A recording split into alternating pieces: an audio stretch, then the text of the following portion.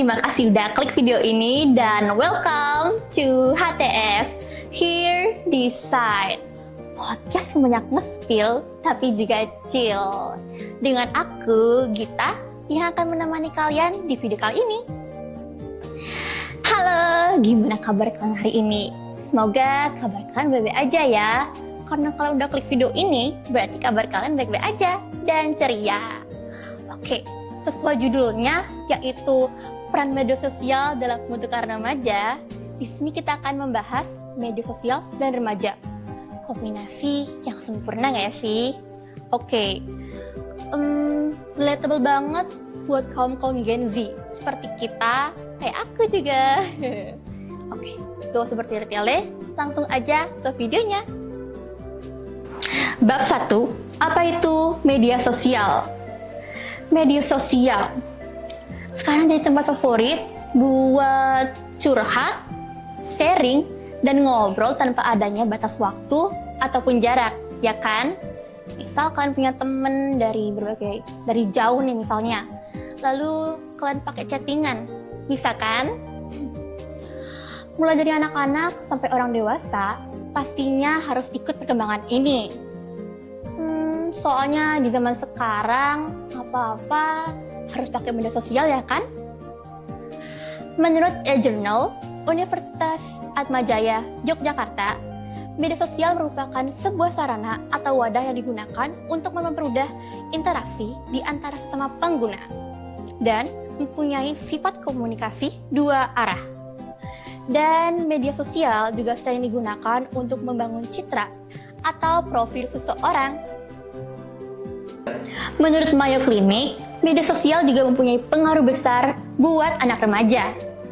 Dari survei Pew Research Center tahun 2018, hampir setengah dari 750 remaja umur 13-17 tahun berkata mereka hampir selalu online dan 97% pakai platform kayak YouTube, Instagram, Facebook, dan aplikasi chatting seperti WhatsApp, Telegram, dan juga Snapchat.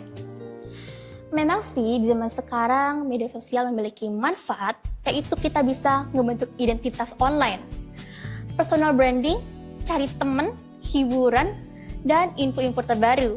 Kayak gosip nih, canda. Tapi di balik manfaat itu tentu juga ada sisi negatifnya ya kan? Yaitu pertama, masalah kesehatan fisik. Seperti mata kita mudah lelah, kepala sakit, dan rabun jauh. Yang kedua, yaitu FOMO. Siapa sih yang nggak tahu FOMO itu apa? FOMO itu kan kayak, misal kita lihat tren-tren lucu, jadi kita ikutan FOMO ya kan? Ataupun tempat-tempat wisata yang bagus itu, jadi kita FOMO. Oke, lanjut. FOMO atau Fear of Missing Out, yaitu adalah perasaan takut tertinggal tren terbaru yang bisa membuat kehilangan fokus dan merasa kurang puas dengan hidupnya. Yang ketiga, kurangnya batasan pribadi. Nah ini, banyak para remaja tidak sadar membagikan informasi pribadi atau aib orang. Buruk nih. Di media sosial atau bahkan udah banyak yang melakukannya dengan sadar demi ketenaran. Ngaku, pasti kalian pernah kayak gitu. Nah, ini mencerminkan bahwa menggunakan media sosial yang berlebihan itu nggak baik ya, HTS people. Oke, next, mari kita lanjut ke pembahasan kedua. Bab 2, dampak media sosial dalam kesehatan remaja. Media sosial kini menjadi bagian terpisahkan dari kehidupan remaja, ya kan? Di sisi positif, media sosial membantu mereka berkomunikasi, berteman, berbagi ide, dan mengejar hobi mereka.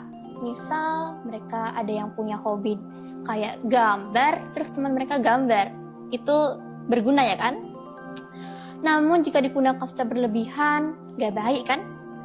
Media sosial juga bisa berdampak buruk pada kesehatan mental.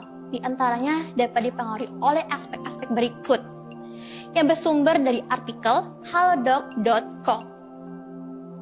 Pertama, pengaruh durasi penggunaan media sosial. menurut survei Pew Research Center tahun 2018, YouTube digunakan oleh 85% remaja, Instagram oleh 72% remaja, Snapchat oleh 69% remaja. Remaja usia 16-24 tahun rata-rata ngabisin 3 jam sehari di media sosial. Itu ngapain aja sih? Penelitian di JAMA Psychiatry bilang kalau pakai media sosial lebih dari 3 jam sehari, remaja berisiko tinggi kena masalah kesehatan mental, terutama soal cerita diri mereka. Nomor 2, bentuk perundungan di media sosial. Media sosial juga bisa jadi tempat perlakuan buruk buat remaja. Survei menyebutkan banyak remaja yang pernah ngalamin hal-hal berikut, seperti dipanggil dengan sebutan kasar, jadi korban penyebaran rumor palsu, menerima gambaran eksplisit yang tidak diminta, dan mendapatkan ancaman fisik. Waduh, ngeri juga ya. Lalu, sayangnya banyak remaja menganggap hal-hal tersebut sebagai resiko wajar. Padahal ini bisa berdampak buruk banget bagi kesehatan mental mereka. Nah, media sosial bisa berdampak buruk buat kesehatan mental. Jadi, supaya mental tetap sehat dan kita aktif di media sosial, ada beberapa cara yang bisa kita coba. Yang pertama, batasi waktu penggunaan. Studi menunjukkan bahwa membatasi waktu media sosial hingga 30 menit per hari bisa membuat seseorang merasa lebih positif, kurangi stres, dan tidak mudah merasa kesepian. Lalu yang kedua, pahami resikonya. Edukasi tentang dampak negatif di media sosial itu sangat penting loh ya, agar remaja bisa lebih bijak dalam menggunakannya. Lalu yang ketiga, contoh dari orang tua. Orang tua harus beri contoh dengan mengurangi waktu bermain gadget anaknya dan lebih sering berinteraksi langsung dengan anaknya. Tuh, dengar ibu-ibu, bapak-bapak. Bab 3, pengaruh media sosial terhadap prestasi pelajar. Media sosial udah jadi bagian hidup sehari-hari, ya nggak sih? Terutama buat pelajar dan mahasiswa. Dari cari info, hiburan, sampai ngobrol, semua bisa lewat Instagram dan TikTok. Tapi kalau keseringan, bisa bikin susah fokus dan ngaruh ke prestasi yang jadi turun. Orang tua bisa marah tuh, ngeri. Berikut adalah dampaknya. Menurut artikel jakarta.telkomuniversity.ac.id. A. Dampak positif media sosial. Yang pertama, yaitu mudah mengakses materi belajar. Media sosial menyediakan banyak konten edukatif seperti video pembelajaran, diskusi online, dan kursus gratis yang bisa membantu dalam proses belajar. Yang kedua, yaitu mendukung kerjasama dan komunikasi. Aplikasi seperti WhatsApp atau Google Classroom memudahkan pelajar berdiskusi, berbagi materi, dan berkomunikasi dengan guru atau dosen. Yang ketiga, yaitu sumber motivasi. Banyak akun edukasi yang memberikan tips belajar, cerita sukses, dan semangat yang bisa memotivasi pelajar biar lebih giat. Selanjutnya, pasti kalau ada dampak positif, pasti ada dampak negatifnya nggak sih? Oke, dampak negatif media sosial. Yang pertama, yaitu mengganggu fokus belajar. Terlalu lama bermain media sosial bisa membuat pelajar kehilangan fokus, malas belajar, dan tidak menyelesaikan tugas tepat waktu. Jadi tugasnya kayak diundur-undur gitu. Gak baik. Yang kedua, yaitu gangguan tidur.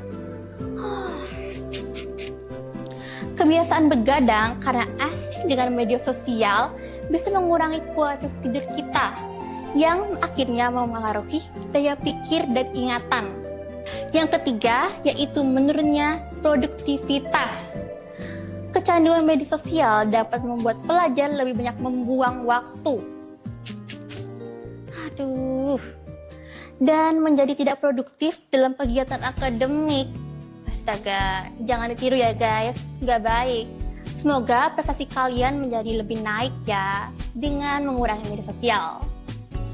Berikut adalah tipsnya menurut artikel dari detikhealth.com. Yang pertama, yaitu adalah membuat komitmen dengan diri sendiri.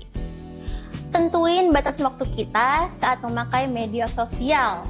Dengan membuat komitmen pribadi, seperti mengatur waktu maksimal saat bermedia sosial, kita bisa menghindari kecanduan dan melatih kontrol diri yang lebih baik.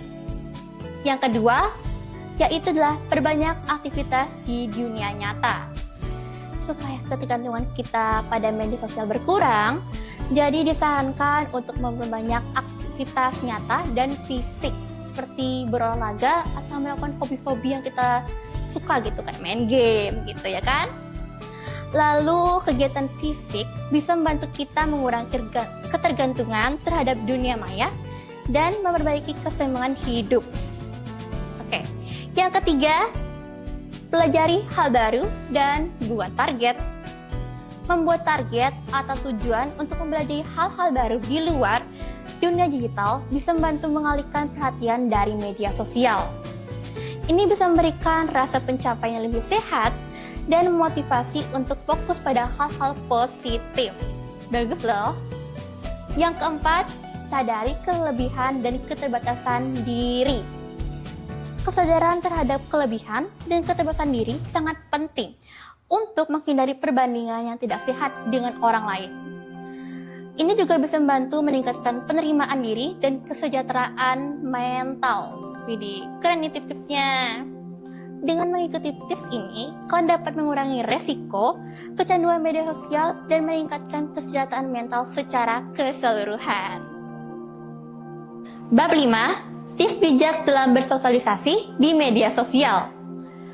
Salah satu fungsi media sosial adalah bersosialisasi dan berkomunikasi secara digital, ya kan?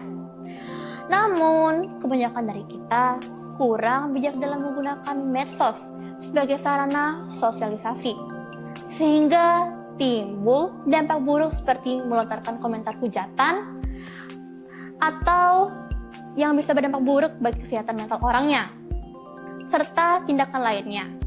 Maka dari itu, tips inilah sangat penting dalam memanfaatkan fungsi media sosial. Berikut ada tipsnya menurut artikel dari icom.umsida.ac.id.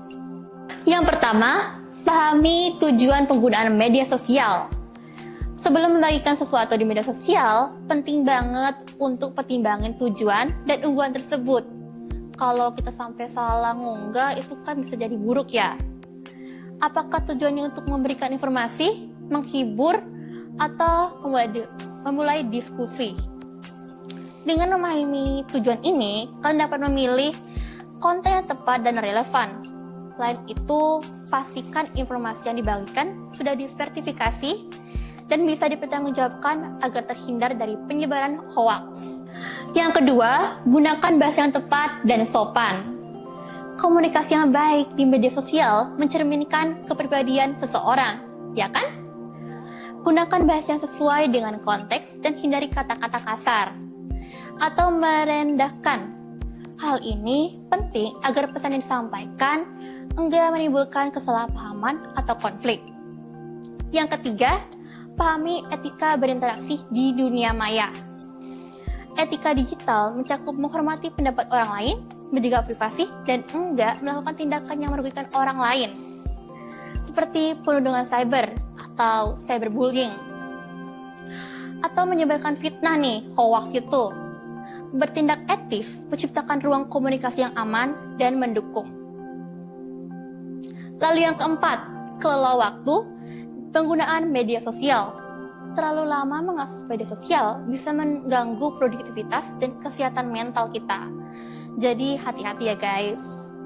Oleh karena itu, penting bagi kalian untuk mengatur waktu penggunaannya. Kelima, sebarkan dukungan, bukan hujaran negatif atau hujatan ya. Interaksi di media sosial sebaiknya didasari oleh empati dan dukungan. Hindari komentar negatif dan menjatuhkan. Sebaliknya, berikan apresiasi dan motivasi atau bantuan kepada sesama nih. Sikap ini menciptakan lingkungan digital yang positif dan membangun. Jadi, ayo kita berikan komentar-komentar yang positif dan bukan negatif ya guys. Sebaliknya, berikan apresiasi dan motivasi atau bantuan kepada sesama. Sikap ini akan menciptakan lingkungan digital yang positif dan membangun, ya kan? Yuk, dicoba guys. Bisa bantu sesama loh. Nah, sampai di sini aja pembahasan kita kali ini ya guys. Sampai jumpa di lain waktu. Aku Gita mewakili tim HTS Podcast. Meminta maaf jika ada kesalahan selama podcast berlangsung. HTS Podcast. Deep Inside Podcast.